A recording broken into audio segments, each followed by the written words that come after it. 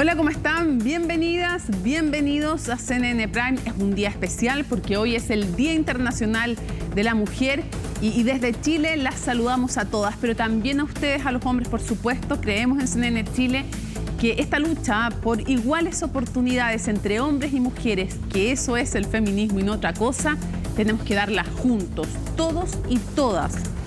O la damos todos juntos y juntas, o la perdemos y fracasamos entre todos. Y es importante en un país donde todavía recibimos un 20% menos de salario, donde tenemos un nivel de inserción además femenino en el mundo laboral inferior al promedio, no de la OCDE, inferior al promedio de América Latina, donde todavía las mujeres en promedio reciben, como les decía, un 20% menos de salario, donde todavía algunos creen que pueden golpearlas o que pueden incluso matarlas. Y por supuesto, muchos más creen que pueden insultarlas solo por el hecho de ser mujeres.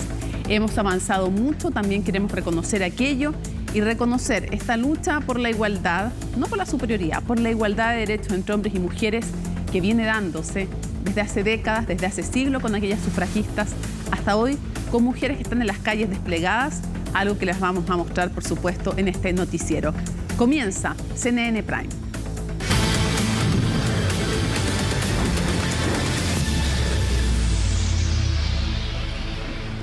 Vamos de inmediato entonces porque están todos nuestros equipos desplegados. Ahí las vemos, por supuesto. Están en nuestra pantalla en CNN Chile. Ustedes lo han visto además durante toda esta larga cobertura que ha sido de esta transmisión y de esta marcha por el Día Internacional de la Mujer. Vemos, por supuesto, a nuestras compañeras Daniela González. La vemos ahí reporteando en terreno. También vemos a Valentina Nieto, Alicia Contreras y vamos a ver también que en la parte inferior derecha de la pantalla, esa es la imagen en vivo de la marcha que se está desarrollando, bueno, no solo en la capital, también en otras ciudades del país, pero la imagen que ustedes ven es plena Alameda.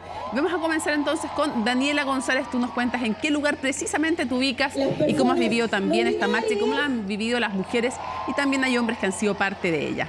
Género fluido. Sí, hola Mónica, ¿cómo estás? Muy buenas noches. Estamos específicamente en el escenario de este acto de finalización. Les voy a mostrar un poco, Cristina, podemos mostrar un poco del escenario para que nos hagamos una idea de lo que se está viviendo a esta hora de la noche. Hay artistas que están presentándose precisamente con la gente que está como espectador, por supuesto espectadoras principalmente, porque la mayoría de las personas que están presentes en esta manifestación han sido mujeres. De hecho, se llamó en varias ocasiones a que los hombres se retirasen.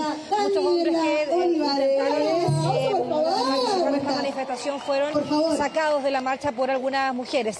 Ha sido una marcha hasta el momento pacífica. Han habido algunos problemas en Ramón Corbalán, en la calle Ramón Corbalán, pero hasta ahora la mayoría o lo que más ha ocurrido es que esto ha sido una marcha 100% pacífica. Titi, mostremos un poco el ambiente, el escenario específicamente y cómo se va viviendo este acto de conmemoración. Les cuento que hace muy pocos minutos se presentaba el artista Luta Cruz y se van a estar presentando artistas como MC Villaray, Ailín Silva, Rosy Mae y Pao Molina. Esas son las artistas que van a estar liderando este acto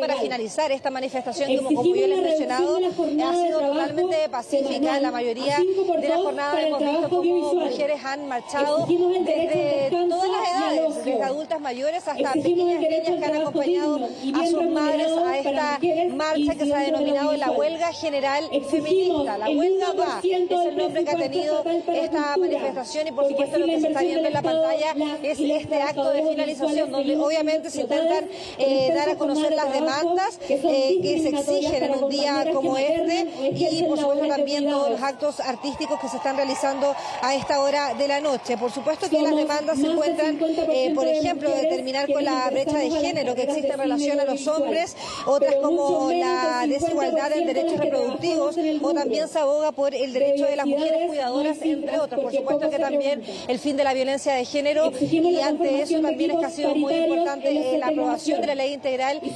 contra la violencia hacia las mujeres que se dio en el Congreso hace muy pocos días. Eso ha sido un hito importante para esta manifestación porque se estaba esperando precisamente la aprobación de esa ley hace 7 años y por eso también las mismas mujeres que han estado marchando en esta manifestación han señalado lo importante que es esa haya aprobado esta ley en el Congreso. Vamos a revisar un poco el ambiente porque están ahí nombrando algunas demandas de las mujeres en esta jornada tan importante en nuestro país. Exigimos que se busque la representatividad y la diversificación de las narrativas del audiovisual nacional. Exigimos espacios de trabajo libres de todas las violencias. Por cada valiente compañera que se nos acerca a hablar para contarnos lo que algún hijo sano del patriarcado le ha hecho. Estamos contigo. Hoy y todos los días te creemos. Somos feministas audiovisuales contra el medio patriarcal y hoy decimos basta de genocidio contra el pueblo palestino. Muchas gracias.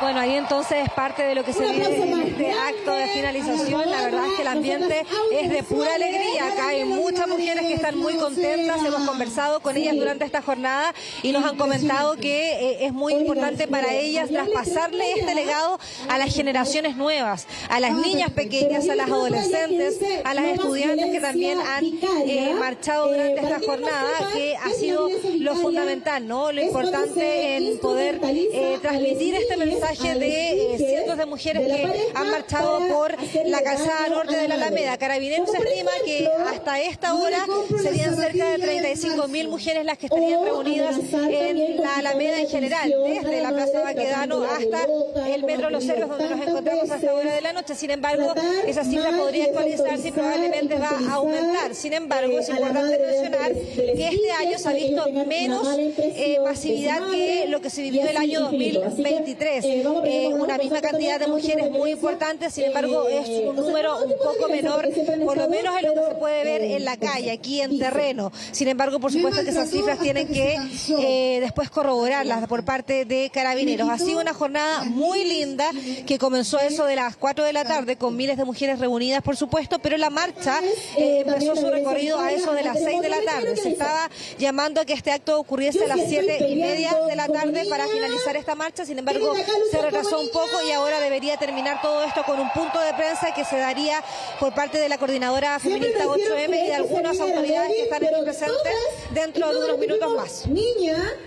Muchísimas gracias, Daniela González. Y de Daniela nos vamos a conversar y a seguir reporteando este tema con Valentina Nieto, que se encuentra frente al Palacio de la Moneda. Valentina, yo creo que efectivamente ha sido igual de tranquila la marcha que otros años, con un trabajo en seguridad que es súper destacable. Creo que no hay marchas más tranquilas que las que organizan las mujeres, pero es verdad que también hay que reconocer que ha tenido menos convocatoria que otros años. Y eso es interesante para analizar por qué está ocurriendo aquello. Vamos a tener una entrevista que tenemos comprometida con la ministra de la Mujer, Antonia Orellana. Vamos a conversar de ese y de otros aspectos. ¿Hay o no también un rechazo en ciertos sectores a cómo se ha presentado algunos grupos del feminismo? ¿Hay avances, hay agotamiento también respecto de realizar este tipo de manifestaciones o no? Como lo ve ella también va a ser interesante, pero sí, en lo concreto efectivo, que se ve menos gente, a pesar de ser una gran marcha, se ve menos gente.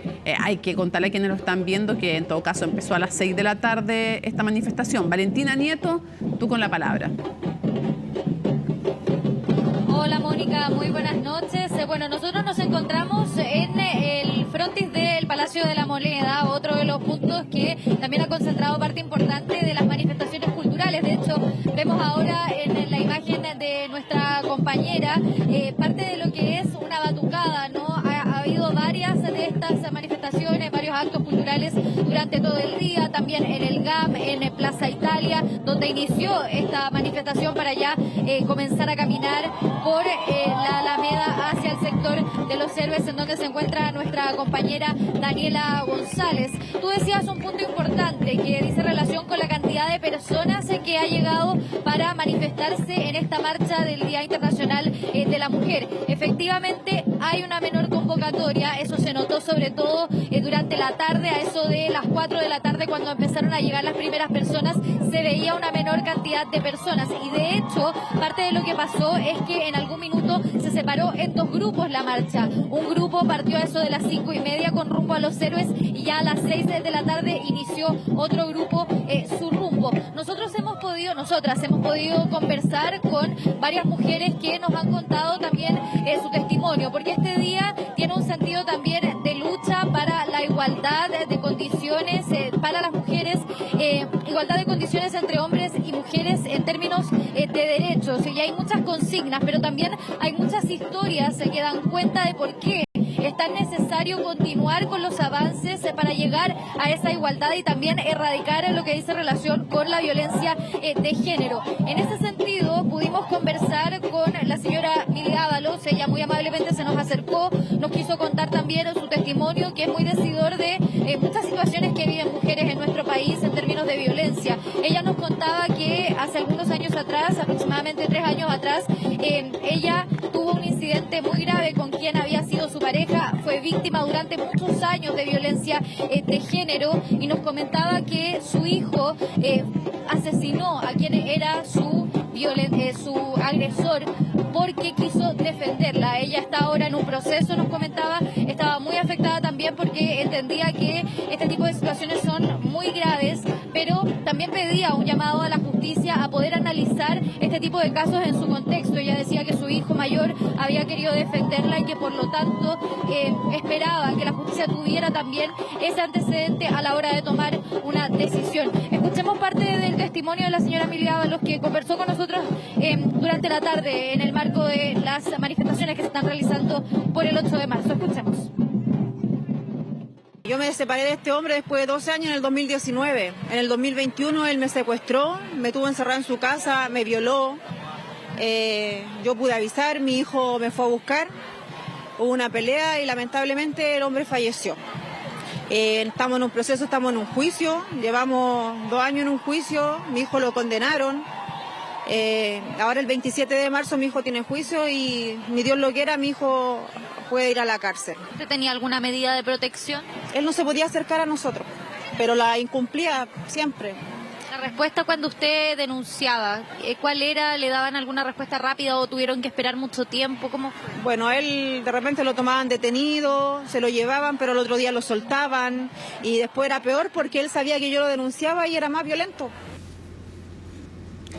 Yo creo que es bien importante, Valentina, súper valiente el testimonio que nos entrega a través de las pantallas de CNN Chile, una mujer que ha vivido la forma más dura del machismo.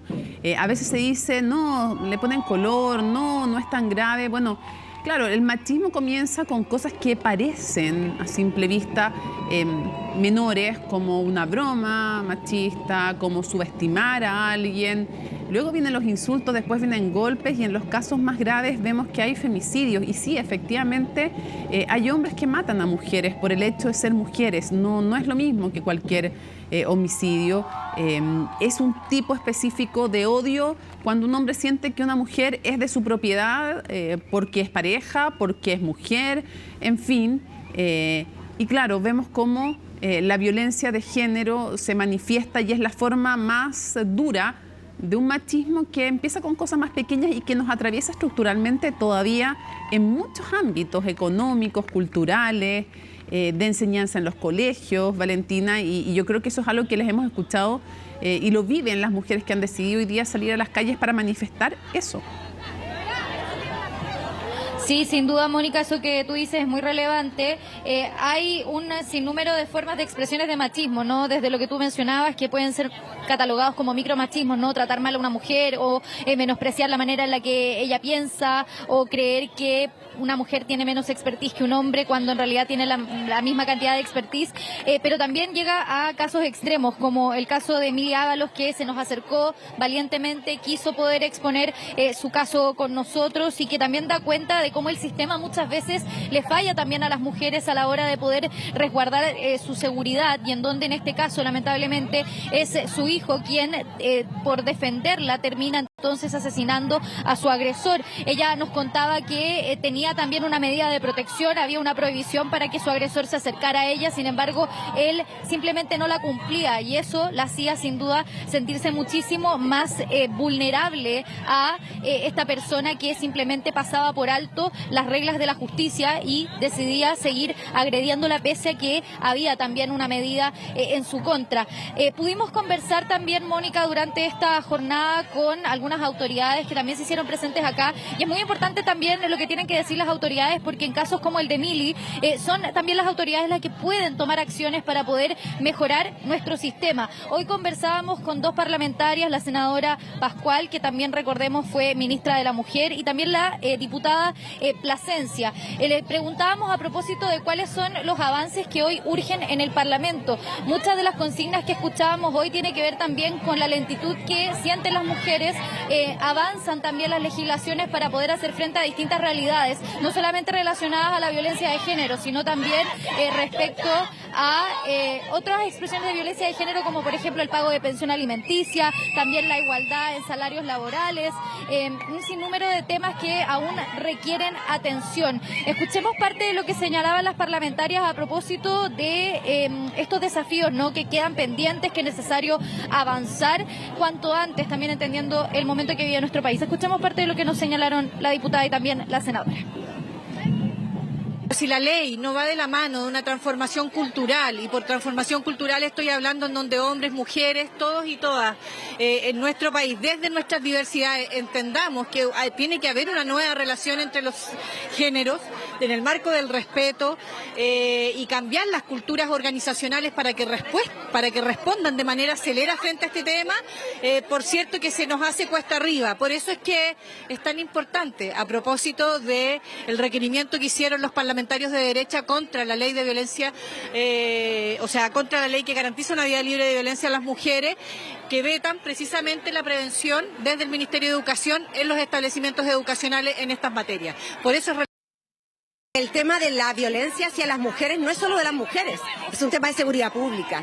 Y de hecho, uno de los principales delitos priorizados en 14 de las 16 regiones del país, en los consejos de seguridad pública a nivel regional, es el delito de violencia hacia la mujer, de la violencia intrafamiliar.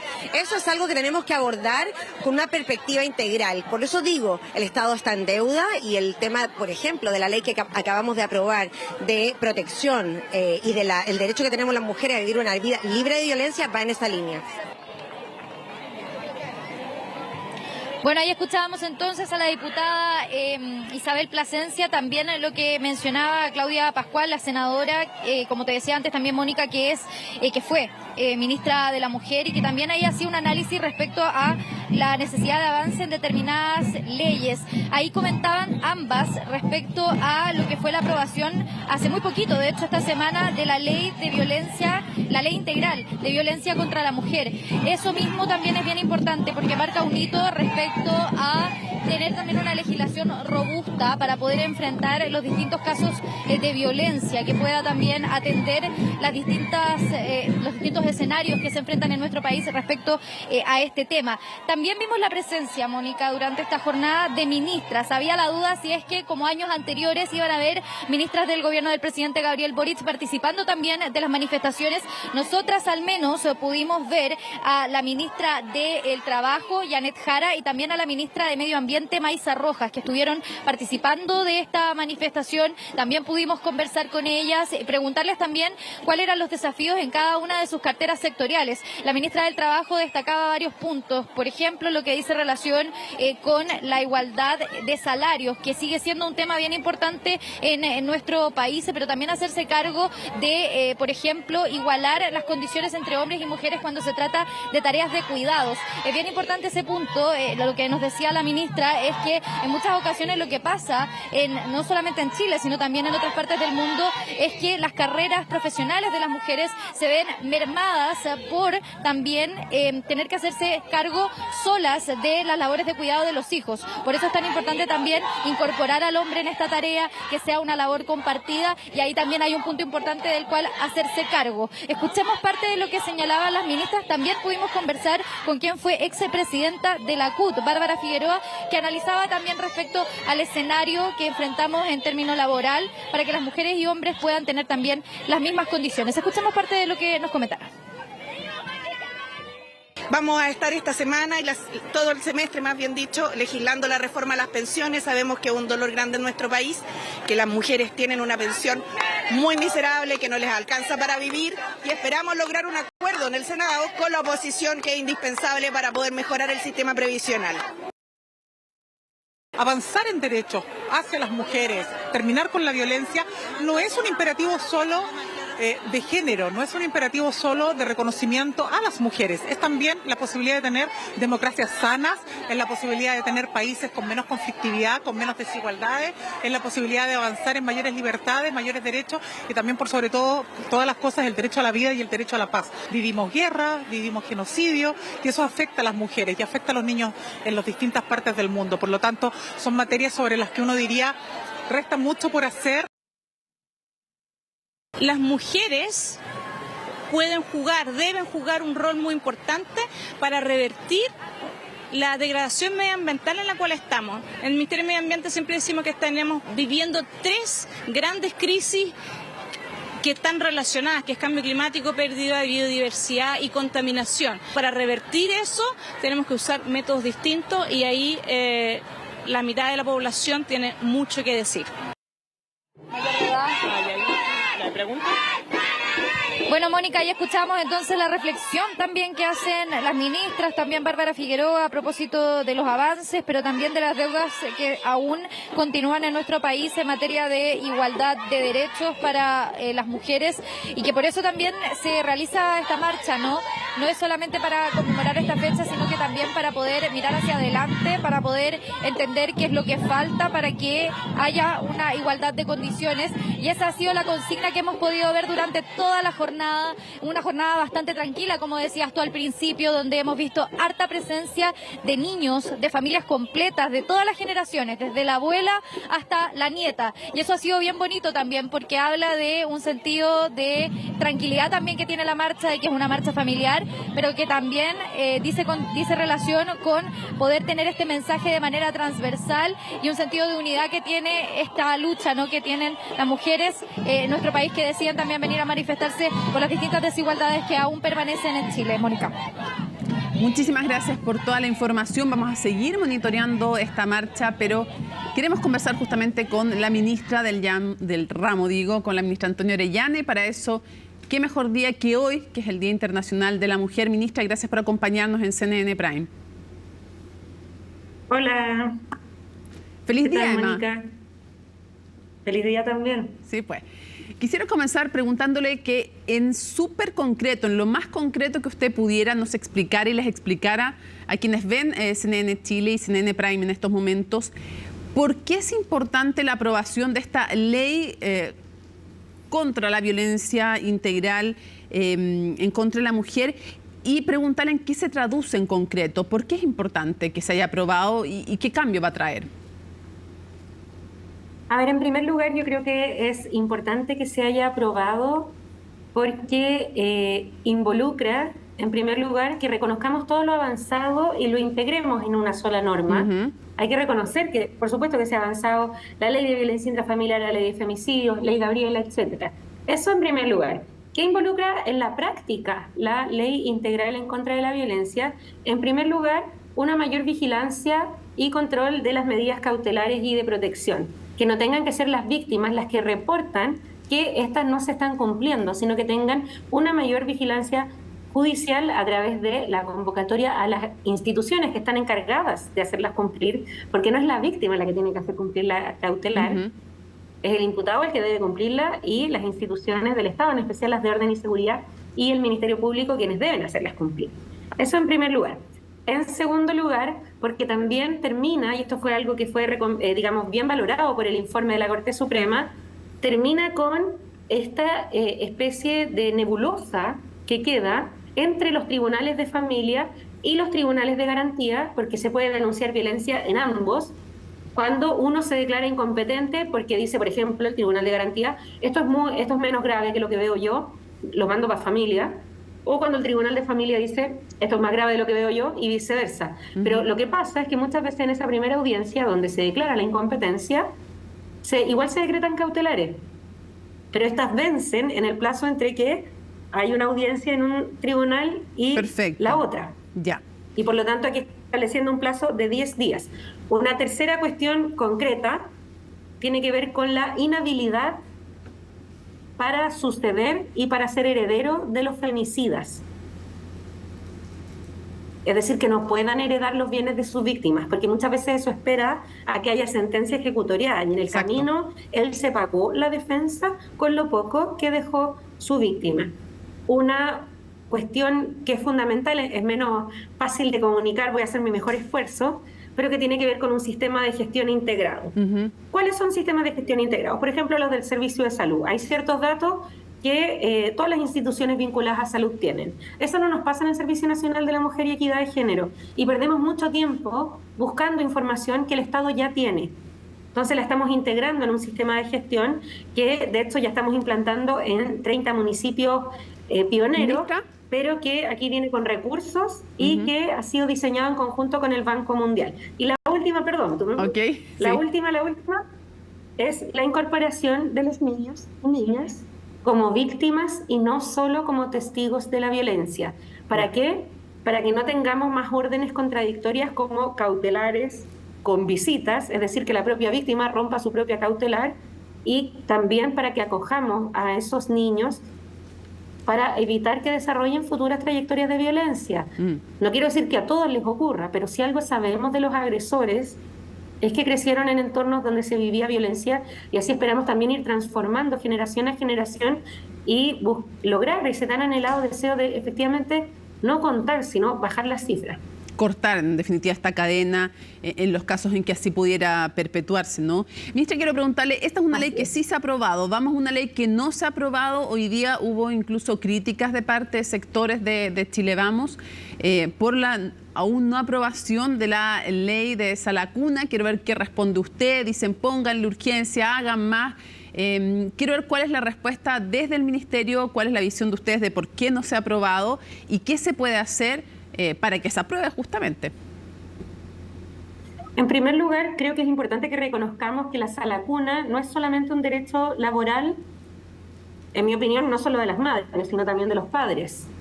También es un asunto educativo y de protección de la niñez, y por lo tanto, como gobierno lo consideramos así. Y una norma que solo considera la parte del derecho laboral se queda corta, porque no queremos retroceder en los estándares que ha ido consiguiendo mi país. Anecdótico, pero yo la otra vez volví a mi jardín infantil Punji de Macul, cuando era chica. Y la diferencia en la calidad del lugar es abismante. Nada contra mis tías, yo tenía un excelente jardín, lo recuerdo muy bien, pero teníamos, nuestros juegos eran ruedas pintadas.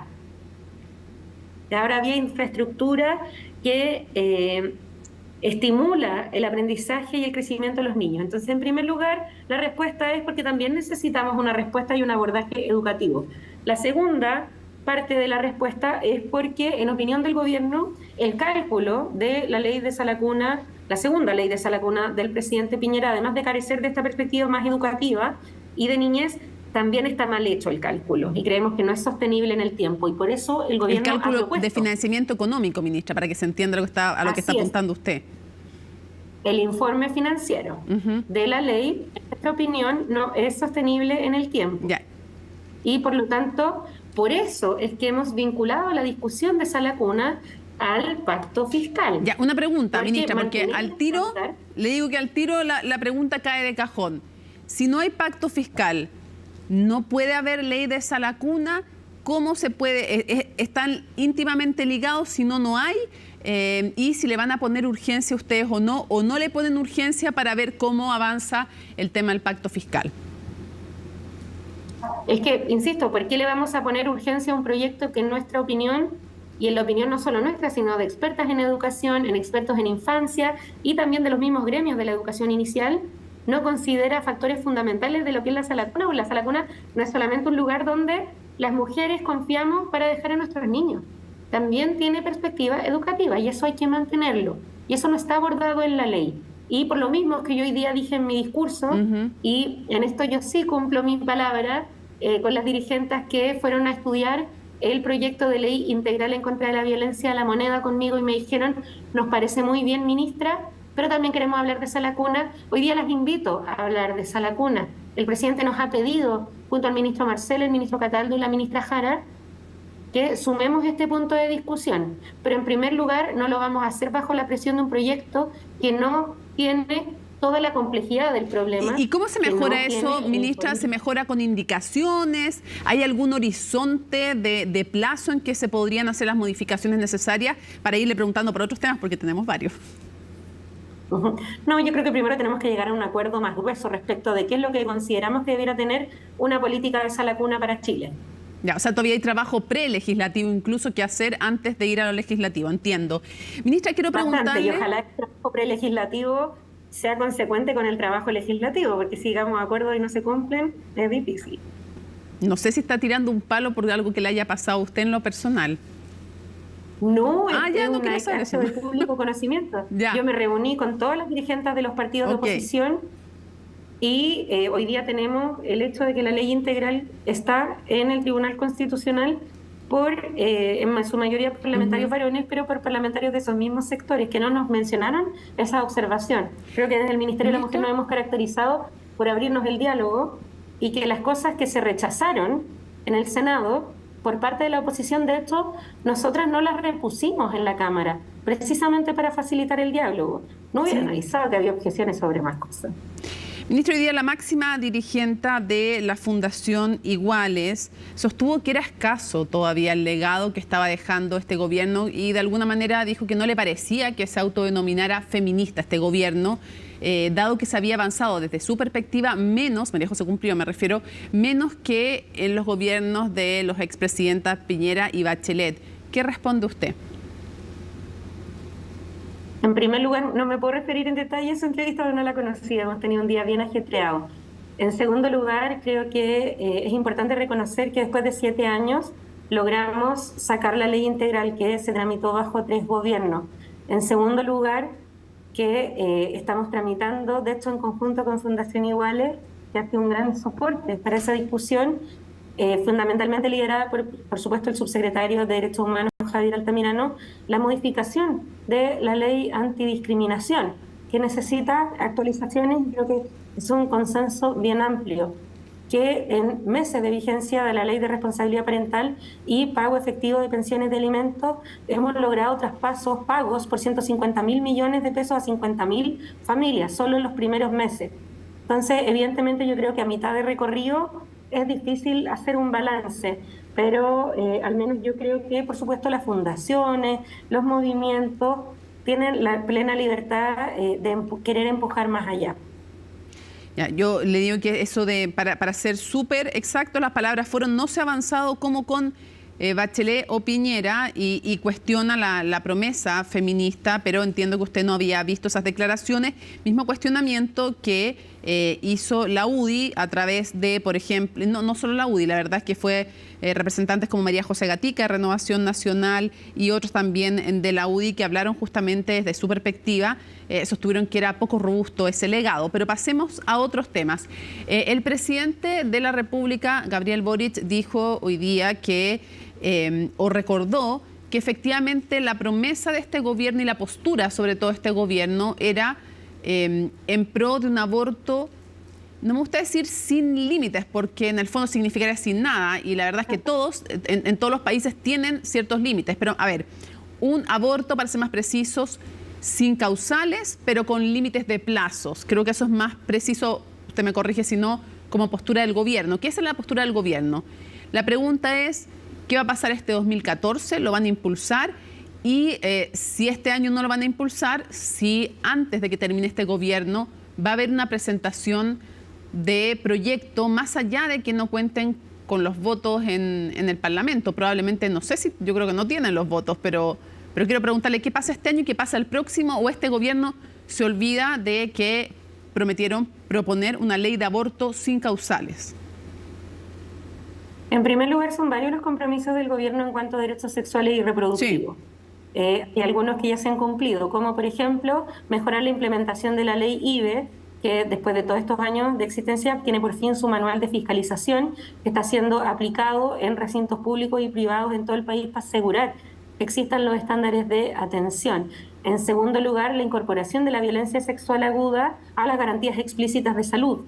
Nosotros no tenemos centros de atención para casos complejos en todo el país, pero la red asistencial de salud sí está presente. Y precisamente la incorporación de la violencia sexual aguda a las garantías explícitas de salud, y habrá quien no le guste que yo diga esto o lo considere poco robusto, pero ha aumentado en un 1,8% la aplicación de la causal de violación, sobre todo en niñas. ¿Por qué? Porque estamos detectando antes casos de violación con resultado de embarazo, apenas ocurrida la agresión o al poco tiempo. Y en tercer lugar, otro de los compromisos tiene que ver con la objeción institucional de conciencia. Y en ese sentido, lo que señalaba el presidente es lo que comparte el gobierno. Nosotros, creo que no es ningún secreto, somos partidarios de una normativa más amplia para que las mujeres puedan decidir. Yo también he señalado que este año nuestra programación para proyectos de ley al Congreso tiene que ver con, en primer lugar, la sociedad conyugal, que me parece que, claro, quizás a alguien le pueda parecer poco, pero la verdad es que lleva 14 años de tramitación. No, lleva. Así que evidentemente... O sea, lleva muchísimo, o sea, ninguna duda, más de una década y parece insólito. Pero entonces, no me equivoco, sí, la postura oficial del gobierno es que si de ustedes dependiera, les gustaría que existiera en Chile un aborto sin causales, pero con plazos. Yo en particular soy partidaria de un modelo con plazos, no de causales. Ya. Y lo segundo, si entiendo bien, entonces este año no va a haber envío de una normativa en esa materia. Al Congreso no vamos a enviar, al menos en lo que tenemos planificado. Ojalá que la ley de sociedad conyugal avance más rápido, Mónica, pero... Ojalá, lo hemos conversado. Lo hemos conversado en hartas ocasiones, pero para cerrar este tema y pasar a otro, el próximo año va a haber, o sea, en el fondo la pregunta es si en algún momento antes que termine este gobierno van a enviar un proyecto de ley de aborto integral o no.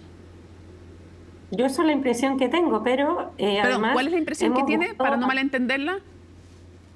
Yo tengo la intención de hacerlo, pero además quiero transmitir que a propósito de la diversidad de opiniones en la sociedad civil, como tú estabas recalcando, me parece fundamental, como lo hemos hecho con otras leyes, llegar a acuerdo con quienes están de acuerdo con que exista algo así. Y hoy en el movimiento por los derechos sexuales y reproductivos no hay un consenso. Hay un sector muy amplio que cree que no hay que poner en peligro las 3 causales y que hay que perfeccionar esa normativa en su aplicación. Y hay otro sector, digamos, estoy hablando de los polos, por supuesto siempre hay muchos matices entre medio, pero hay otro sector que considera que hay que avanzar aunque este proyecto se centre. Creo que una de las grandes fortalezas de las agendas de género tiene que ver cuando logra unidad en la diversidad, es decir, establecer un objetivo en común. Y por lo tanto, creo que necesitamos un consenso antes de siquiera ingresar un proyecto. Se nos acabó el tiempo, pero quiero preguntarle 2 cosas en una. La primera es, ¿qué le parecería a usted que se repusiera el cargo o la institución, más bien, de primera dama? Y segundo, que es algo que se pidió después del fallecimiento del expresidente Sebastián Piñera desde Chile Vamos, ¿no? Quiero preguntarle eso. Y lo segundo, quiero preguntarle, hoy día vimos menos mujeres que en otros años en la marcha. Quiero ver si usted lo ve como algo puntual o si usted coincide con que hay, de alguna manera, en algunos casos como una cierta molestia, agresividad que se va dando a lo largo de la historia, en todo caso en contra del feminismo lo hemos visto, ¿no? Pero también si hay algo de autocrítica de que a veces ciertos sectores feministas les falta tener más conexión con algunas de las demandas concretas de la ciudadanía, de las mujeres. Creo que en primer lugar yo no soy la convocante de la marcha. Vengo del movimiento feminista, por supuesto, pero digo, realmente no he estado muy encima de eso porque hemos estado con bastantes tareas desde el Ejecutivo. Entonces no conozco cuál fue el proceso de difusión, convocatoria, porque esas cosas se suelen organizar, en mi experiencia previa, con meses. ¿Ya? Eso en primer lugar. En segundo, como tú bien señalabas, Mónica, hay momentos de pic, hay momentos de reflujo, hay momentos, como dijo Julieta Kirwood, de silencio feminista luego de conseguir algunas conquistas. Pero yo creo que depende de lo que evaluemos como feministas. Yo creo que el feminismo, la agenda de género es algo que supera por mucho al núcleo de organizaciones, sino que es más bien hoy una ventana a partir de la cual un número muy amplio de mujeres evalúa no solamente su experiencia individual, sino también la colectiva. Y en ese sentido lo que puedo responder respecto al caso de, digamos, esta idea de señalar por ley que exista el cargo de primera dama, creo que eso sería inédito porque nunca ha existido por ley, es más bien una práctica que ha existido. Y yo creo que hoy, si en un futuro gobierno el cónyuge, la pareja, digamos, o quien sea, quiere asumir ese rol protocolar, está. Digamos, creo que eso es parte del sello de cada gobierno.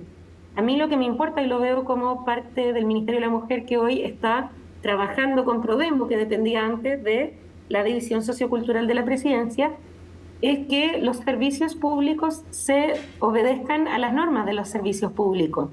Y en ese sentido yo cuestionaría que, por ejemplo, una fundación como Integra, que establece un servicio crítico para miles de mujeres y que es empleadora de miles de mujeres, fuera dirigida por alguien solamente porque es pareja de.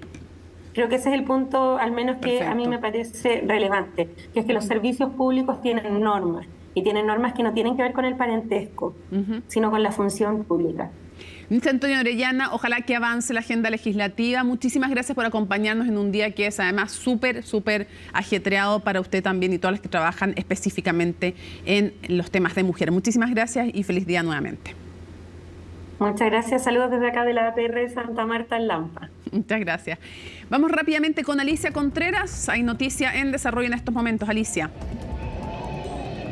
Hola Mónica, sí, está Carabineros acá en la Alameda a la altura de Portugal porque se registró una barricada acá al finalizar la marcha en conmemoración del 8M, llegó Carabineros, ya para finalizar esta marcha ahí se registró una barricada que rápidamente fue apagada con el carro lanzaagua y después siguió avanzando para dispersar a las personas que todavía continúan en este sector. De hecho, en el Cerro San Cristóbal, al inicio de estas escaleras de este Cerro San Cristóbal, hay todavía un show montado, hay casi un centenar de personas que siguen bailando, sigue habiendo cánticos acá y que pronto ya Carabineros debería empezar a avanzar y probablemente se va a encontrar con este grupo de personas que pacíficamente está todavía marchando, cantando en esta conmemoración del 8M. Estos son los únicos incidentes que se registraron durante la jornada, por lo menos en este sector. Nosotros estamos en las alturas acá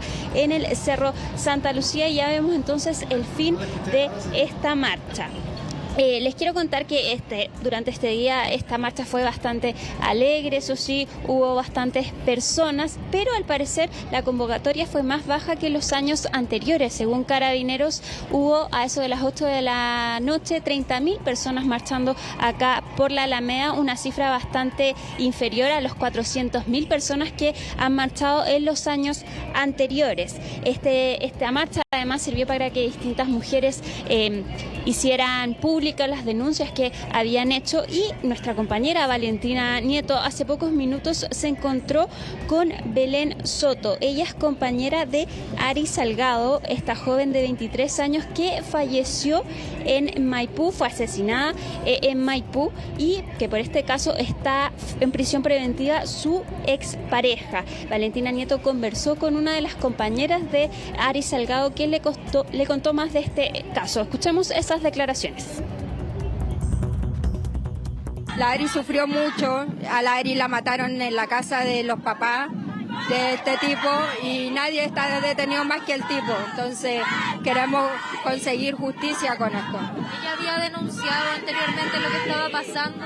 Sí, ella denunció anteriormente una agresión y no le dieron, nunca le prestaron ayuda a ella. En ninguna casa de la mujer hasta ahora no hemos tenido ningún tipo de ayuda por parte de la municipalidad, solamente hacia la mamá, pero por parte del fiscal hemos tenido cero comunicación con él.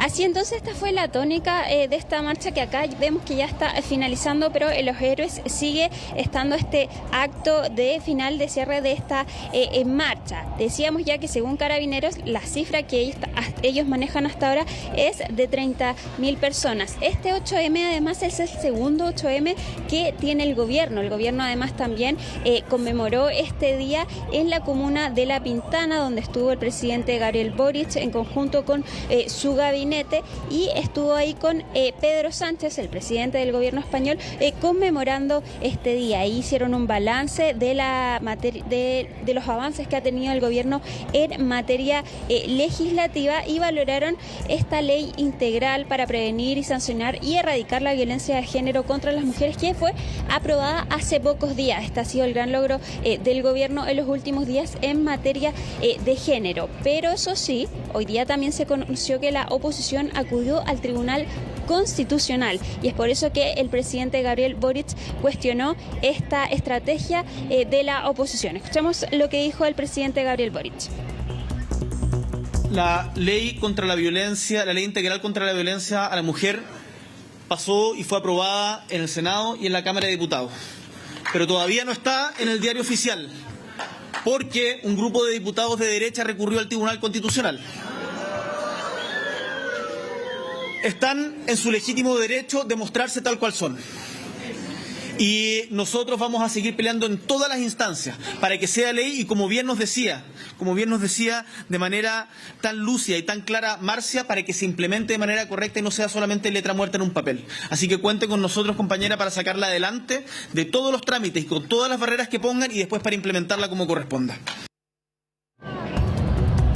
Esta ley dice que los establecimientos deberán promover una educación no sexista y ese es el requerimiento que puso la oposición ante el Tribunal Constitucional, porque dicen que esto sería contrario a la libertad de enseñanza y el derecho de los padres a escoger la educación de los hijos. Les contaba entonces que en esta conmemoración el gobierno hizo un balance sobre los avances en materia legislativa en torno a la agenda de igualdad de género. Y el presidente Gabriel Boric habló también de la ley, de una ley de aborto integral. Dijo que, bueno, como ya sabemos, esto todavía no ocurre en nuestro país, solo tenemos la ley que despenaliza el aborto en 3 causales, pero dijo que se debería avanzar a una ley de aborto integral, que él tiene la convicción de que se debería avanzar, pero que hay una oposición tremendamente radical por parte de sectores de la derecha. Escuchemos lo que dijo el presidente Gabriel Boric respecto de esto. Tantas mujeres que han abierto caminos en nuestro país para la efectiva igualdad de derechos. Y ustedes pueden ver cómo eso se pone en riesgo o cómo hay algunos que aún se niegan a avanzar en esa dirección. Y para qué decir en otros temas, como el derecho a la mujer a decidir, en el caso del aborto, en donde en Chile todavía no tenemos una ley de aborto como corresponde porque hay una oposición por parte de los sectores conservadores y en particular de la derecha tremendamente radical. Hoy día ustedes saben que está solo permitido el aborto en 3 causales. Yo creo y tengo la convicción que debiéramos avanzar hacia una ley de aborto integral. Mónica, ya entonces acá finalizó la marcha en conmemoración del 8M, Carabineros avanzó, ocupó también el carro lanzaguas y las personas que se mantenían acá en el Cerro Santa Lucía en este show ya también se dispersaron, están desmontando todo lo que tenían ahí para bailar, para hacer esta intervención artística en el Cerro Santa Lucía y ya vemos que prácticamente no quedan manifestantes acá en este sector del Cerro Santa Lucía en dirección hacia, podemos ver hacia Plaza Baquedano, ya está completamente finalizada esta marcha y está Carabineros ya no haciendo uso del carro lanzagua, pero sí avanzando de a poco para dispersar a todas las personas. Muchísimas gracias por la información. Seguimos atentamente. Solo decir que la verdad desde acá nos dio la impresión de que eran prácticamente un grupito bien chico y de hombres. Vimos a 3 mujeres con suerte en ese grupo, Alicia, el de los incidentes y bien aislados y nuevamente en comparación con cualquier marcha de la que somos testigos, esta sin duda y estas, cada vez que hay el 8M son de las más tranquilas y solo en general ha pasado que vemos a hombres que al final intentan o entre medio generar algún tipo de disturbio. Eso bueno, lo pueden ver con las imágenes, se ve claramente. Así es que muchísimas gracias, Alicia. Buenas noches. Vamos a temas de la economía. Sorpresa causó en el mercado el IPC de febrero. El 0,6% estuvo muy sobre lo esperado, principalmente por arriendos, pasajes aéreos y plataformas audiovisuales. María Luisa Carrión con el informe. Lograr que este avión despegue y tener las ansiadas vacaciones de verano costó más caro este febrero. Sí, subieron mucho. Por ejemplo, los que son más baratos son casi a las 5 de la mañana y claro, muchas veces ese horario imposibilita llegar a tomar ese vuelo.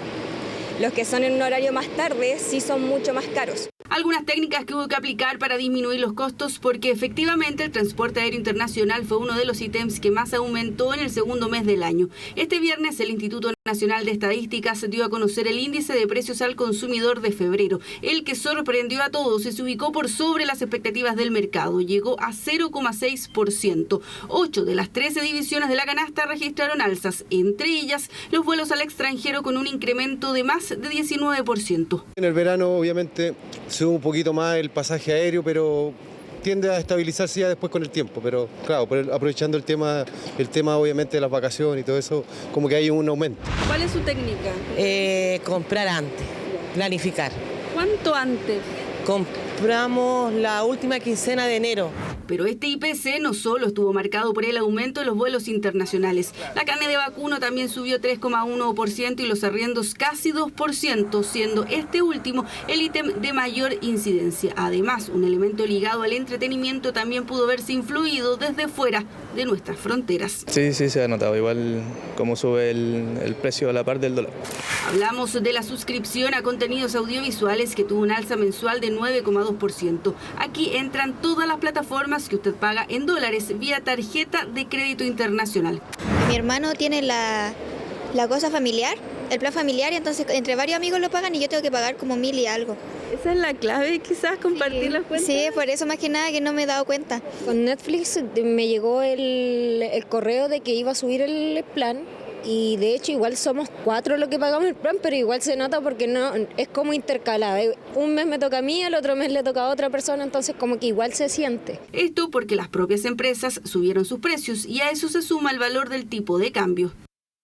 Yo creo que el protagonista indudablemente es el tipo de cambio porque experimentamos una alza importante y muchos bienes y también servicios en nuestro país están en la práctica indexados al dólar porque somos importadores de petróleo, somos importadores de gas, por lo tanto eso influye en muchos precios de manera directa o indirecta. Puede haber, pero no sabemos con detalle en qué bienes asociados al periodo de verano pueden haber eventualmente incidido en el alza. No creo que sea el periodo estival en sí mismo, porque el año pasado, en el mes de febrero, los precios tuvieron una variación negativa.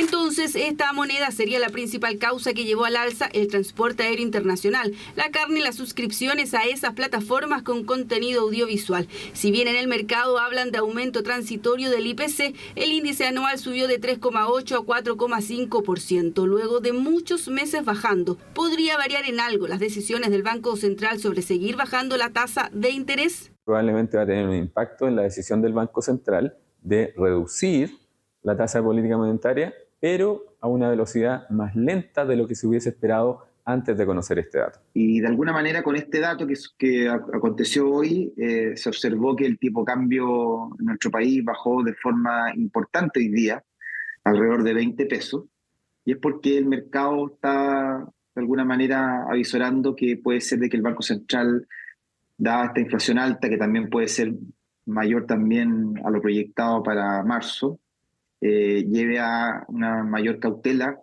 La UEF, en tanto, tendrá un alza de 221 pesos. Y atención, porque la segunda quincena de marzo superará los 37.000. Bueno, la familia del ex militar Ronald Ojeda criticó duramente a las autoridades de Chile y de Venezuela, como también a las policías, tras las indagaciones que se continúan realizando en este caso. Todas estas declaraciones se realizaron en el funeral del exteniente y fue un tema que reportó Belén Saldías.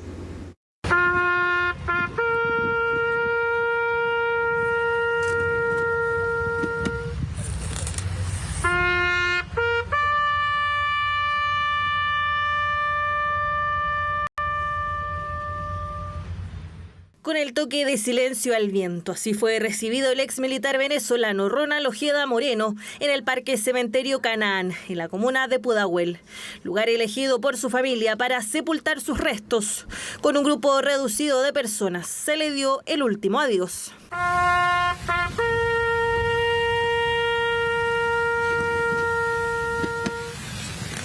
Fue su hermana la encargada de dar las primeras palabras que ha emitido la familia desde el secuestro de Ojeda el pasado 21 de febrero. Un discurso bastante duro contra las autoridades, tanto de Chile como de Venezuela, así como también contra las policías. Hubo un total retraso, una negligencia total para buscar a mi hermano. Y lograron lo que esa dictadura quiere. Mi hermano fue una persona íntegra, intachable, y eso es lo que nos vamos a encargar. De que esos asesinos en algún momento, si la justicia no les llega, porque si el gobierno de Chile o cualquier tipo de gobierno lo avala y lo respeta, si ese tipo de justicia no llega, la justicia divina va a llegar. Lo mismo hizo la ahora viuda del ex militar, quien en su discurso pidió justicia, verdad y realizó un llamado a los chilenos. Solamente les pido que no permitan que manchen el nombre de su país y se burlen de su soberanía. Espero que los encargados de la investigación y de todo este proceso no fallen. Duras críticas que se realizaron en la ceremonia, que en un comienzo iba a contar con honores militares, cuestión que no se concretó, ya que la guarnición militar de Santiago debería haber entregado una autorización que no se solicitó. También se había pedido en un inicio intimidad para la familia, sin embargo se le permitió el acceso a la prensa todo el funeral, incluso fue transmitido por YouTube.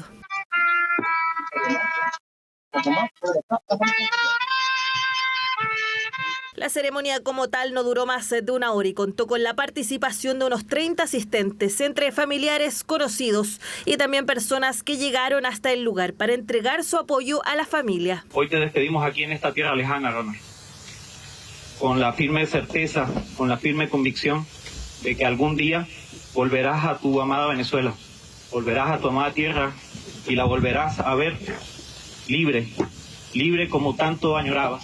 Más que las declaraciones en la ceremonia como tal no quisieron entregar, ni la familia ni tampoco sus amigos cercanos, quienes sí lo hicieron, fueron parte de las personas que llegaron para apoyar. Le han visto la cara al gobierno chileno porque hoy podemos ver como una persona íntegra, como el teniente Ojeda, intachable, hoy quisieran algunos medios de comunicación internacionales o nacionales o no sé, tratar de desvirtuar lo íntegro que era él y tratar de manchar su nombre y cosas que nosotros no vamos a aceptar.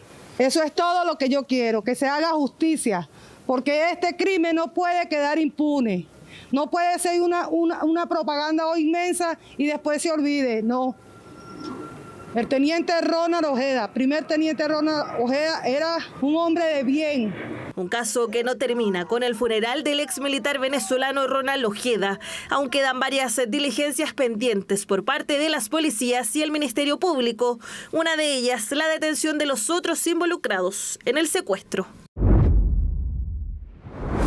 El presidente Gabriel Boric defendió su decisión de excluir a empresas de Israel de la FIDAE. El mandatario argumentó que con estas decisiones tomadas por sus antecesores como Ricardo Lagos o Sebastián Piñera, además aseguró que es una demostración de coherencia, como nos cuenta Macarena Román.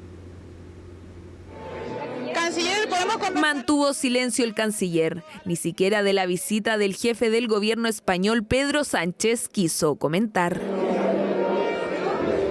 Invitado recibido con honores en La Moneda, donde sostuvo una reunión de trabajo con el presidente Gabriel Boric, ambos firmaron 6 memorándums de entendimiento y tras ello, en un tema que tiene coincidencia, se refirieron a Israel. Con la actual contingencia bilateral y... Claro que el mandatario chileno debió responder por la exclusión de ese estado de la FIDAE. Pero hoy día lo que está sucediendo en Gaza no tiene justificación alguna y por eso, en conjunto con Pedro, mantenemos una coherencia en nuestro discurso de respeto irrestricto a los derechos humanos y al derecho internacional. Y creo que es absolutamente inaceptable que la comunidad internacional permanezca impertérrita ante un problema que nos está afectando a todos y que está avergonzando al conjunto de la comunidad internacional. Comunidad internacional que recordó el presidente Boric también fue testigo de otras decisiones adoptadas por sus antecesores con otros países, como el expresidente Ricardo Lagos con la invasión de Estados Unidos a Irak en 2003 y Sebastián Piñera con Rusia en 2022 por la invasión a Ucrania. En ese momento ustedes recordarán que se amenazó y se cuestionó la decisión del presidente Lagos porque se decía que esto iba a debilitar la relación con Estados Unidos, que era fundamental para el crecimiento económico de Chile, teniendo un TLC recién firmado. Lo mismo hizo el presidente Piñera cuando suspendió la invitación a Rusia de la participación de la FIDAE. Una decisión que no pasó inadvertida, por ejemplo, para Estados Unidos. El subcomité del hemisferio occidental, que integra el Comité de Asuntos Exteriores de la Cámara de Representantes, convocó una reunión por el supuesto antisemitismo en América Latina. En ese contexto, saludó a Chile. Chile. President Gabriel Boric just banned Israel from Latin America's largest aerospace fair. Un tema que ha tomado la agenda política esta semana y donde se advierten diversos riesgos que podría tener esta decisión. ¿Qué ocurrirá con los contratos que tenemos ya con esas empresas? Porque la seguridad nacional en parte importante descansa en aquel soporte que Israel nos brinda a través de estos contratos. Finalmente pareciera ser que al presidente le gusta darse algunos gustitos personales, políticos, y se le olvida que finalmente lo importante es que con Israel hemos tenido una relación de más de 70 años. Relación que no son pocos los que piden cuidar, porque dentro de las propias filas oficialistas existen reparos a la decisión presidencial, aunque también encuentra apoyo la exclusión de Israel de la FIDAE. Y por lo tanto, siendo muy crítica del conflicto que está desarrollándose, sí creo que la complejidad de las relaciones comerciales en materia de defensa, donde hay contratos vigentes, es difícil y es una posición que yo no comparto. Nosotros creemos que cualquier gesto diplomático en estos momentos sirve para ayudar a visibilizar a una masacre de un pueblo que pareciera que muchas veces se olvida cuando no es parte de la contingencia a nivel mundial. La posición de Chile, reiteran en La Moneda, es conocida. No solo se criticó y condenó el ataque terrorista de Hamás, también se observa con estupor las imágenes que genera la ofensiva israelí en Gaza, donde los muertos superan las 30.000 personas, muchos de ellos mujeres y niños. Seguimos avanzando en otras materias después de haber revisado justamente lo que tuvo que ver con esta polémica respecto a la decisión del gobierno de que no participara finalmente empresas israelíes en la FIDAE. Y les contamos que tras más de una semana de protestas y negociaciones, el Colegio de Profesores logró un acuerdo con el Ministerio de Educación respecto del paro de Atacama. ¿Cuáles son los puntos más importantes de este pacto? Los detalles en la nota de Magdalena Fuensalida. Fueron varios días de tensas negociaciones. No parecía sencillo, pero finalmente los dirigentes del Colegio de Profesores y Profesoras de Atacama llegaron a un acuerdo con el Ministerio de Educación. Entre los puntos más importantes se destaca la conformación de una mesa de inversiones en infraestructura escolar y una mesa pedagógica para la recuperación de los aprendizajes. Son 5 puntos base: el plan de recuperación de la educación pública en Atacama, la discusión de la ley 21.040, el plan de infraestructura en sus 3 etapas, el cuarto es ordenamiento jurídico, administrativo y financiero del SLEP Atacama, y el quinto es el pedagógico, lo más importante. De este encuadre, para resolver la crisis, tomamos el 3 y el 5, infraestructura y lo pedagógico. Trabajamos la instalación de las mesas técnicas en la escuela para mirar qué hemos hecho y cómo vamos a hacer lo que nos falta. El segundo de los acuerdos tiene que ver con tener una mesa que trabaje inversiones en forma permanente para cada establecimiento, de manera de saber cuánto tiempo nos va a demorar y cuántos recursos tenemos que tener. Una negociación que se dio en medio de una huelga de hambre realizada por 3 docentes en la región en protesta por los trabajos inconclusos en los establecimientos educacionales. Obras comprometidas cuando se bajó el paro de los educadores, que se extendió por más de 70 días el año pasado, en demanda por mejores condiciones para los SLEP de Atacama. Enorme sacrificio de mis colegas que completaron 8 días en definitiva de huelga de hambre, con todas las consecuencias que eso tiene para su salud. Y sobre todo, una lucha que evidenció la profunda crisis que se vive en esos colegios, y que intentó ser minimizada en un principio por parte de las autoridades de gobierno. Como señaló el ministro Nicolás Cataldo, lo más importante de este acuerdo es que se depuso a la huelga de hambre, lo que nos tiene tranquilos respecto a la salud de aquellos que están ejerciendo esta medida, y esperamos que su proceso de recuperación sea exitoso y sin consecuencias ni secuelas. La duda está en cuándo comenzarán las clases en los establecimientos que siguen sin iniciar su año escolar. Al día de hoy, el 87% de los establecimientos educacionales se encuentran en clases y durante la semana ingresarán a las escuelas restantes. Como ministerio acompañaremos este proceso para garantizar que los acuerdos se cumplan, manteniendo el diálogo abierto y permanente y trabajando para garantizar el derecho a educación de niños, niñas, jóvenes y adultos del territorio. Pero pese al acuerdo logrado en las comunidades educativas, aún existe inquietud sobre las condiciones actuales para realizar las clases, como también la modificación de la ley del sistema de educación pública. Hay escuelas acá en el territorio que se encuentran con daños estructurales de mucha envergadura, entonces eso estaría como a largo plazo. Solamente se habla de infraestructura, pero hay un tema de fondo que, si bien es cierto podemos llegar a este acuerdo, es el cambio a la ley 21.040 que si no es cambiada, si no es abordada de la manera correcta por las autoridades, vamos a estar reiteradamente cayendo en estos conflictos con las autoridades porque necesitamos ese cambio sustancial en la ley. Ahora tanto el Servicio Local de Educación Pública de Atacama como el Colegio de Profesores Regional deberán elaborar un protocolo para orientar y clasificar los tipos de obras necesarias e hitos y procedimientos para su resolución, con el fin de asegurar las condiciones óptimas para que la totalidad de los estudiantes de la región puedan por fin asistir a clases y no dañar aún más su aprendizaje. Tras más de una semana de protestas y negociaciones, entonces se lo decíamos que se produjo este acuerdo, algo entonces, pero se preguntan mucho cuáles son los puntos más importantes de ese pacto, eran los que revisábamos, pero tiene que ver evidentemente también con un desarrollo, porque hay una preocupación de que esto no vuelva a ocurrir, que no se repitan las condiciones para que de nuevo los niños de Atacama queden sin clases. Vamos a otras materias. El presidente Gabriel Boric evitó calificar de dictadura al régimen de Nicolás Maduro en Venezuela y optó por referirse a una deriva autoritaria. Fue una respuesta al mandatario de la oposición, que lo criticó por respaldar al Partido Comunista en medio de la investigación por el caso de Ronald Ojeda. La nota es de Estefanía Bustamante. Un golpe de claridad quiso dar el presidente sobre la postura del gobierno respecto del régimen de Nicolás Maduro en Venezuela, asunto por el que la moneda ha sido cuestionada desde la derecha en medio de la investigación por el secuestro y homicidio del exteniente venezolano Ronald Ojeda.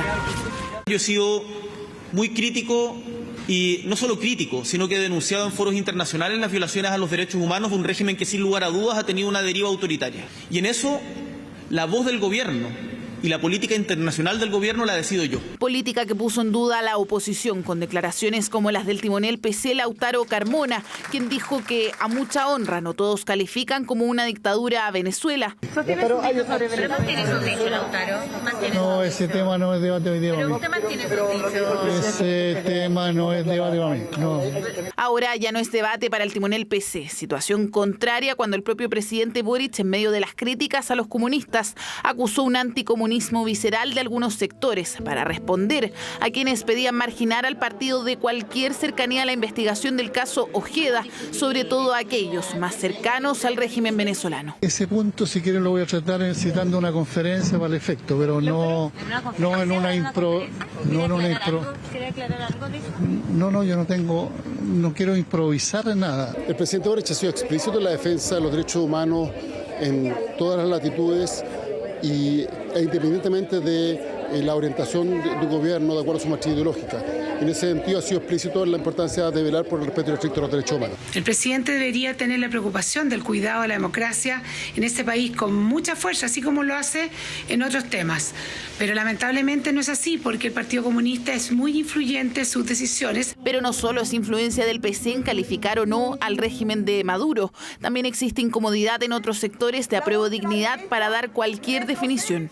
Soy vocera yo del Partido Comunista. Pero usted como diputada del Gracias. Solamente estoy haciendo mías las palabras del presidente. Muchas gracias. ¿Lo diría entonces? Al igual que Boric, algunos evitan referirse a una dictadura, cuestión que ha generado diferencias entre las denominadas dos almas del gobierno. Creo que el presidente Boric ha sido concordante en sus dichos con lo que ha sido su política durante este tiempo y en ese sentido yo lo respeto. Es respetar la autodeterminación de los pueblos. No somos quienes para poner y venir a decir de qué manera se tiene que hacer el ejercicio de la democracia. Venezuela tiene un sistema de gobierno y tenemos que respetar ese sistema de gobierno. Venezuela es una dictadura y Maduro es un dictador que viola sistemáticamente los derechos humanos de las personas, y la gente que se está yendo en masa de Venezuela es justamente porque tiene un país que reprime las libertades de las personas. Más allá de la posición política, el mandatario también respondió a quienes en la oposición lo criticaron porque su primer pronunciamiento sobre el caso de Ronald Ojeda fuese para respaldar al Partido Comunista y no para dar las condolencias a la familia del exmilitar. Yo también hablo a través de mis ministros y le entregamos como gobierno las condolencias que corresponden a la familia, y en eso a mí me resulta extraño que quepan dudas respecto a la sensibilidad que podemos tener ante un crimen de esta magnitud. Crimen que es investigado por la justicia, mientras que en la política se levanta el debate sobre la posición del gobierno respecto a Venezuela, una discusión que resurgió después que la madrugada del 21 de febrero Ronald Ojeda fuese secuestrado desde su casa.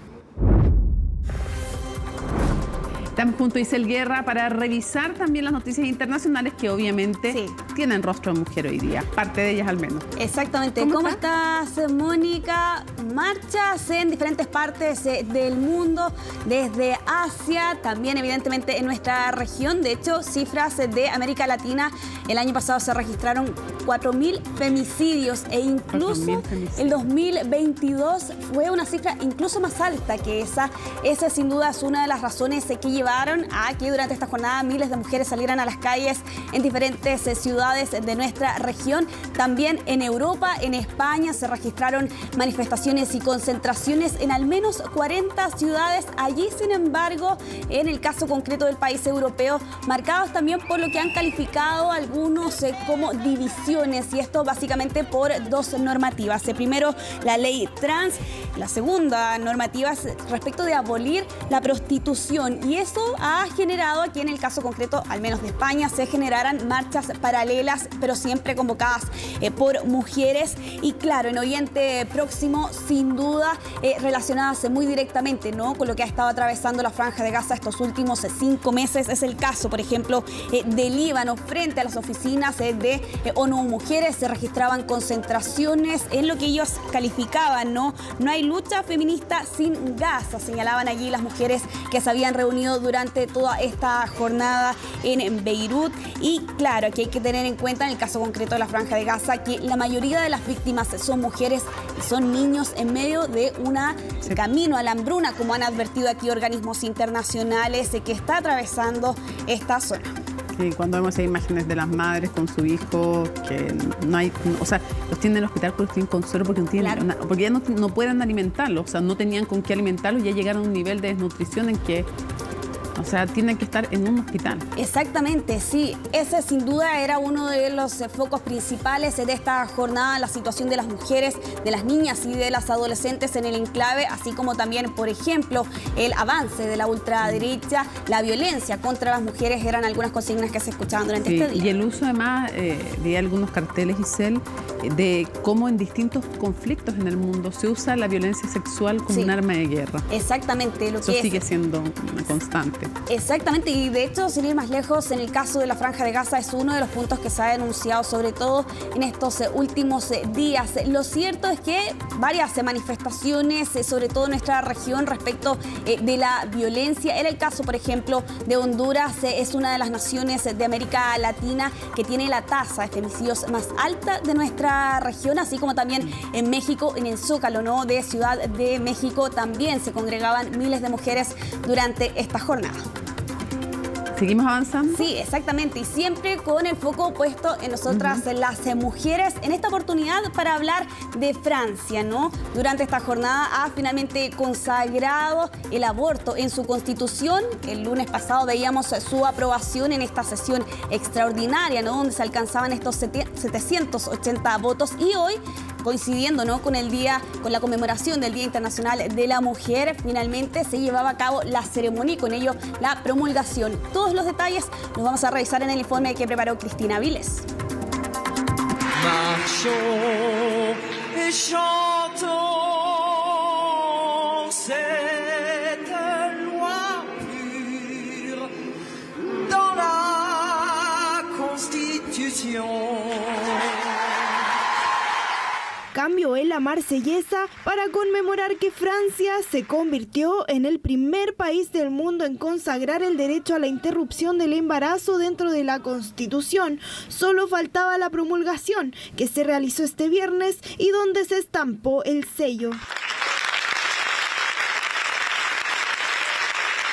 Es así como el país europeo blinda este derecho, 50 años después de haberlo convertido en ley. Ahora en la Carta Magna está consagrada la libertad garantizada del aborto. Hoy no es el final de la historia, es el comienzo de una lucha. Los retrocesos de nuestro tiempo lo convirtieron en una necesidad y en una emergencia, porque en todas partes del mundo, incluso en las más grandes democracias, incluso en el seno de nuestros vecinos en Europa, observamos un retroceso en el derecho al aborto, en los derechos de las mujeres. Esta iniciativa cuenta con el respaldo del 85% de las francesas y franceses. En la Asamblea Nacional y el Senado se vio reflejado ese respaldo cuando fue aprobado en una sesión extraordinaria hace unos días atrás. Majorité requise pour l'adoption du projet de loi constitutionnel, soit les 3/5 des suffrages exprimés, 512. Pour l'adoption, 780. Contre, 72. El presidente francés ahora quiere que el aborto sea un derecho fundamental en toda la Unión Europea, y es que abogó por su inscripción en la Carta de los Derechos Fundamentales del bloque europeo. Somos el primer país que consagra este derecho al aborto en la Constitución, y es un orgullo para nosotras, para las mujeres francesas, en cualquier caso. En rigor, no cambia nada en la actual normativa, pero sí protegerá el derecho ante cualquier amenaza. La razón que llevó a impulsar esta iniciativa era el miedo a que pudiera ocurrir algo parecido como lo que pasó en Estados Unidos. Roe v. Wade fue una histórica sentencia que desde 1973 garantizaba el derecho al aborto en todo el país. Sin embargo, fue revocada por el máximo tribunal hace 2 años, lo que significó un gran retroceso para muchas, ya que ahora está en manos de los legisladores de cada estado. 14 ya lo han retirado. Los que se jactan de anular Roe contra Wade no tienen idea del poder de las mujeres. Si ustedes, el pueblo estadounidense, me envían un congreso que apoye el derecho a elegir, les prometo que restauraré Roe versus Wade como ley del país de nuevo. Era la promesa de Joe Biden en su discurso del Estado de la Unión. En un año electoral, los demócratas insisten en que el regreso de Trump a la Casa Blanca podría significar un retroceso aún más evidente. De hecho, un sondeo más reciente asegura que 1 de cada 8 votantes está considerando el aborto como uno de sus temas prioritarios a la hora de decidir su candidato. Ahora más que nunca, con la libertad reproductiva bajo ataque, desde el control de la natalidad a la fecundación in vitro y la atención al aborto, necesitamos el apoyo y la acción de nuestros líderes de la Casa Blanca a través de los pasillos del Congreso y en los tribunales de todo el país. En la región, el presidente de Argentina, Javier Milei, ha reiterado su rechazo a la interrupción del embarazo. Durante esta semana y en un discurso ante estudiantes, el mandatario trasandino elevaba nuevamente los temores respecto del futuro que puede tener esta ley en el país vecino. Reviso que para mí el aborto es un asesinato agravado por el vínculo, y eso lo puedo demostrar desde una perspectiva matemática, filosófica, desde el liberalismo. La despenalización de la interrupción del embarazo se aprobó en diciembre de 2020, tras una serie de manifestaciones feministas en el país, donde cientos de miles de mujeres salieron a las calles para exigir sus derechos. Se convierte en ley y se gira al Poder Ejecutivo. Y que bajo ordenanzas de Milei al día de hoy, este derecho corre el riesgo de ser derogado. La Libertad Avanza, el partido de Milei, ya presentó en el Congreso una ley para penalizar el aborto. Igualdad, equidad y respeto son las consignas que se han escuchado en las calles durante este 8 de marzo en todo el mundo, en algunas de estas naciones con el peligro de perder todo aquello por lo que se había avanzado. Bueno, Mónica, siempre hablando del Día de Conmemoración Internacional de la Mujer, ya se cumplen 5 meses del conflicto entre Israel y Hamás y lamentablemente las mujeres son una de las principales víctimas que deja este conflicto. Lo mencionábamos anteriormente, la gran cantidad de víctimas fatales son mujeres y son niños, pero además de eso se suman las condiciones a las que tienen que sobrevivir estas mujeres. Por ejemplo, es el caso de la menstruación, sin agua potable, sin acceso a baños, sin poder acceder a productos higiénicos. La verdad es que es sumamente complejo para estas mujeres y adolescentes. A eso además se suma también la situación de las mujeres embarazadas, quienes tienen que dar también allí y cuidar a sus recién nacidos en los primeros días. No pueden darle leche porque no han comido ellas. Exactamente. Sí, y a eso además se suma también del otro lado las rehenes israelíes en estos 5 meses, que algunas de ellas todavía permanecen en cautiverio. Todos los detalles de la dramática situación que han debido atravesar las mujeres en medio de este conflicto lo vamos a revisar en el informe que preparó Camila Eguía. احنا بنعاني من العنف من القهر من الذل من الإهانة. احنا انعدمت المرأة ما ضلش فيها اسم مرأة. احنا هنا بنعاني من كل اشكال الإيذاء كله. En el conflicto entre Israel y Hamás son las mujeres y niños quienes pagan el precio más alto del conflicto. Se estima que cada hora más de 3 mujeres son asesinadas en la Franja de Gaza. Y es que este grupo representa casi la totalidad de las 30.000 muertes que se han registrado en estos 5 meses de guerra. El 8 de marzo aquí no se celebra el Día de la Mujer. No reconocemos el Día de la Mujer porque no tenemos mujeres. No tengo casa. Todos mis hijos están enfermos. Ayer tampoco me sentía bien. No encuentro medicamentos para tomar. Tuve que rogar por medicina. La ofensiva israelí en el enclave ha provocado una grave crisis humanitaria. Acceder a comida se hace imposible. Lo mismo ocurre con el agua, los medicamentos y los productos sanitarios. He estado 5 meses tirada aquí, desplazada y privada de todo. Es decir, no hay comida, ni bebida, ni agua. Sufrimos enfermedades. Todos nuestros hijos están enfermos. Además del impacto humanitario, hay un evidente impacto en la maternidad. Y es que según datos de Naciones Unidas, ha habido un fuerte aumento de la desnutrición entre las más de 155.000 mujeres embarazadas y lactantes. Los testimonios dan cuenta de las nulas condiciones sanitarias en el trabajo de parto y los primeros cuidados de los recién nacidos. Las mujeres dieron a luz en tiendas de campaña, fueron desplazadas en tiendas de campaña, criaron en tiendas de campaña. La mujer quiere amamantar a sus hijos y no encuentra un lugar limpio para hacerlo. Quiere limpiar a sus hijos y no puede hacerlo. Quiere comer alimentos sanitarios con sus hijos, pero no hay. Es todo arena y tierra. Por otro lado, también está la realidad de las mujeres israelíes. Desde Tel Aviv, las madres de las rehenes que aún están bajo el cautiverio de Hamás se movilizan para crear conciencia sobre la difícil situación de los retenidos en Gaza. Mi hija está dentro de Gaza, en manos de las personas más terribles del mundo. Esto es el infierno en la tierra. ¿Qué Día de la Mujer? ¿Qué dice exactamente este Día de la Mujer si está tan desprotegida? Ya son más de 150 días de cautiverio y las opciones de poder ser liberadas en los próximos días se ven lejanas.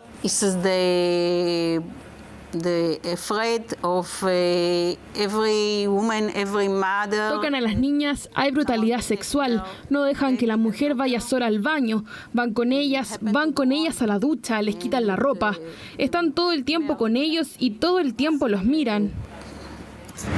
Son testimonios y denuncias de madres que van en línea con el reciente informe de la ONU, en el que confirman la existencia de información que comprobaría la existencia de actos de violencia sexual y que dicha violencia podría estar en curso. Con respecto a los rehenes llevados a Gaza, encontramos información clara y convincente de que se ha cometido violencia sexual, incluidas violaciones, torturas sexualizadas y tratos crueles, inhumanos y degradantes contra los rehenes. Es el panorama en Medio Oriente en la conmemoración del Día de la Mujer, donde la lucha por la equidad de derechos ha quedado relegada en medio de la sobrevivencia diaria de cada una de estas mujeres, jóvenes y niñas. Dramático el relato, por cierto, de las mujeres que sobreviven en la Franja de Gaza. También el relato de las familias, ¿no?, que están esperando que estas mujeres regresen a sus casas. Estoy hablando en particular de las rehenes israelíes. A la espera de que se pueda alcanzar alguna tregua, Mónica, al menos hasta ahora, nada. De hecho, Joe Biden reconocía hace algunas horas atrás que se veía bastante difícil que se concretara antes del inicio del mes de Ramadán.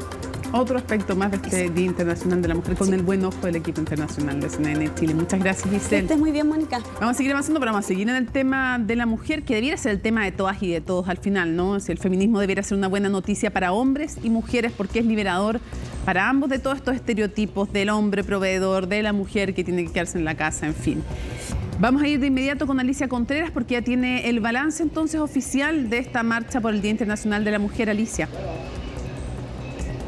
Hola, Mónica. Sí, ya a las 9:42 entonces acá finalizó completamente la marcha en el sector de Santa Lucía. Carabineros avanzó con el carro lanzaagua, donde se registraron algunas barricadas en hechos aislados que no tenían que ver con la marcha propiamente tal para conmemorar el 8M. 35.000 personas según Carabineros, pero 350.000 según la coordinadora 8M, que planificó esta marcha del 8M en el sector de Plaza Los Héroes. Ahí hicieron su acto final e hicieron un balance de lo que fue esta jornada. Escuchemos esas declaraciones. Este año, mujeres y disidencias, organizaciones sociales feministas de todo el país, nos tomamos en las calles con nuestras diversidades, con nuestras diversas luchas, nuestras acciones. Solo en la región metropolitana fuimos más de 350.000, pero sabemos que se hicieron acciones en los diversos territorios. Nos encontramos las mujeres, las disidencias, las pobladoras, las cuidadoras, las compañeras sordas, las palestinas, las compañeras mapuche, las que cuidan, las que crían, las estudiantes, las secundarias. Así que nos parece que hemos este año nuevamente demostrado nuestra potencia feminista. Ahora esta es una conmemoración del 8M que ha llevado ya varios días. Este lunes la coordinadora 8M hizo una actividad donde cambiaron el nombre de 50 estaciones de metro para recordar a mujeres y disidencias que fueron víctimas de femicidios también, y hoy día en la mañana entregaron panfletos difundiendo esta marcha del 8M. También el gobierno conmemoró este día en la comuna de La Pintana. Acá desde la coordinadora 8M también pidieron avanzar en una agenda integral, que no solo se enfoque en la seguridad, sino que avance más allá en los derechos de las mujeres. Escuchemos lo que dijo una de las voceras del 8M. Nosotras sabemos, y lo hemos repetido varias veces, que la agenda de seguridad ha sido lo que se ha tomado, la agenda noticiosa, política, legislativa, pero hemos recalcado también que nos gustaría poder pensar esa seguridad de una manera integral. Las mujeres en Chile no estamos seguras no solamente porque hay portonazos, porque pasa algo en las calles, sino que muchas veces en nuestros hogares son los lugares más peligrosos. Las mujeres mueren asesinadas en manos de quienes las acompañan, de quienes viven en sus hogares. Entonces creemos que eso es algo que no se olvida. Pasa que los portonazos a veces se muestran más que el asesinato de una mujer. Acá tuvimos el caso recién de Camila, de las compañeras sordas que piden más cobertura para lo que es su caso, para que son las personas con situación de discapacidad. Así entonces finaliza esta marcha con, eso sí, menos convocatoria que los años anteriores. En promedio había sido de 400.000. Acá hoy día la coordinadora habla de 350.000. Por lo menos acá en el sector de Santa Lucía ya está completamente despejada la Alameda. De a poco ya se está restableciendo el tránsito. Poco a poco están avanzando los automovilistas, y Carabineros entonces actuó con el carro lanzaagua. Se registraron unas barricadas, pero completamente aisladas, que al parecer no tenían que ver con la manifestación de hoy para el 8M. Mónica. Muchísimas gracias, Alicia Contreras, por todo el reporte y todos los equipos desplegados en terreno de CNN Chile para cubrir esta marcha del Día Internacional de la Mujer. Muchas gracias. Buenas noches. Buenas noches, Mónica. No se olviden, ahí lo ven. No, ahí lo ven. Ahí lo ven. Los Oscar, domingo, desde las 19 horas. Viviana Encina, Fernando Paulsen, transmisión completísima. CNN Chile, el único canal que transmite los Oscar en nuestro país. Nos vamos a la pausa y al regreso don Rodrigo Herrera va a estar con toda la información deportiva, así que espérenos muy corto y ya volvemos. Ya termina CNN Prime, pero viene CNN Tiempo y CNN Magazine con doña Viviana Encina, misma Viviana Encina que va a estar, claro que sí, ahí lo estoy mirando, los Oscar, más ahí sí.